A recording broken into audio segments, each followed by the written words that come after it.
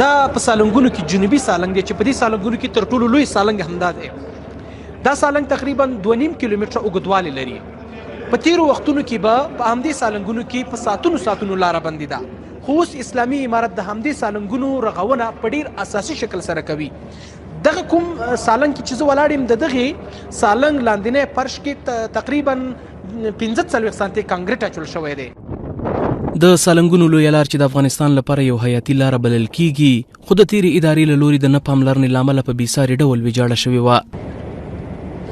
دا تونلونه به د یوې کوچنۍ ستونزې له امله د هر ډول موټرو پر مخ په ساعتونو بند وه. د اسلامي امارت د ټولګټو وزارت له لوري په یادو تونلونو کې د هر ډول اسانتیاو پر رامنځته کولو او د بیا جوړېدو چارې روانې دي، ترڅو هر ډول موټر پکې پرته له کومو ستونزو تګ راتګ وکړي.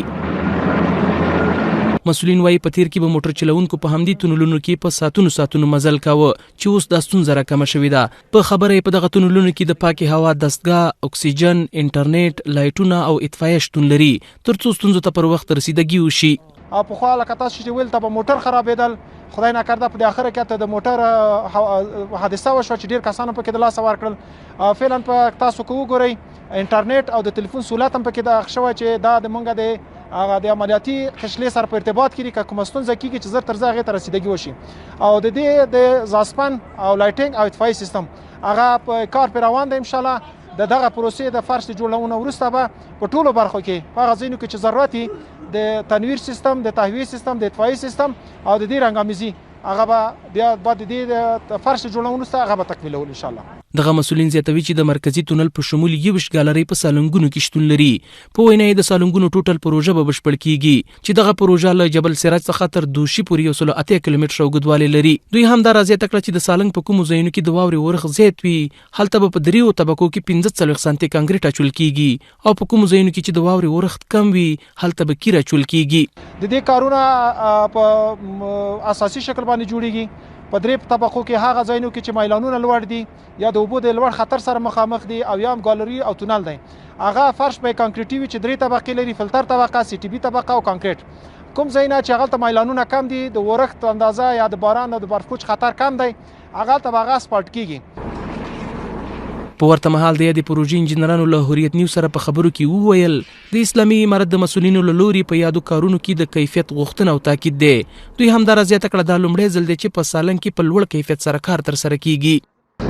برای ما مسئولین امارت اسلامی بارها تکرار میکنه که برای ما کیفیت کار بسیار مهم است، به خاطر از اینکه از این تونل چندین ولایت برای شما معلوم است که راهش همی است، دیگر راه نداره و راه خواواک ایجا است. برای شما معلوم است که در چند روز بسیار حادثه را دیدن هموطنان ما. ان شاء الله ان قریب کارهای ما که بسیار کم مانده بخیر کارها خلاص میشه، بسیار با کیفیت. شما متوجه هستین که تقریبا 30-35 سانتی کانکریت شده، سیمتوی شده. ان شاء الله که مردم ما که تیر شود راضی می باشه. مسئولین میگه که شما کار بکنه و وقتش خوب کار بکنه، کیفیتش بالا باشه. دیگه ما مسئول لابراتوار هستیم، تمام کارا که میشه تستایش انجام میتیم با خوب وجه که موټر چلوونکو د سالنګ په جوړېدو خوښي وښوده. په خبره یې په تیر کې موټر چلوونکي له هر ډول ستونزو سره لاس او ګریوان و. په وینا یې سالنګ به د یوې وړې ستونزې له امله په ساعتونو بندېده. په خبره یې د یادو تونلونو په جوړېدو سره به دغه ستونزه راکمه شي. سرک جوړ شود خیلی فایدهش برای مردم سالنگ و برای مردم افغانستان خیلی بیشتر میشه، چون سابقه سالنگ ها خیلی خراب بود.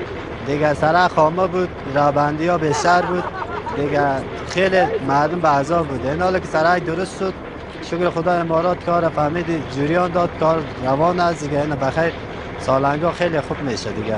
بذار این پروژه که تکمیل شود به نفع اقتصادی است، هم به نفع حیاتی است. مردم بسیار به تکلیف است. در راه خواواک، از راه شبر از اون طرف میره. قبل از اون که این تونل خراب بود بسیار مردم ضایع شد، چقدر موتر چقدر نفر مرد، چقدر جنجال شد. یک سالنگ که جوړ شود کل مشکل مردم افغانستان حل میشه. اوس مهال د یوې ګالرۍ او جنوبي تونل کارونه 98% بشپړ شوي چې په راتلونکي څو ورځو کې به ګټې اخیستنې ته وسپارل شي.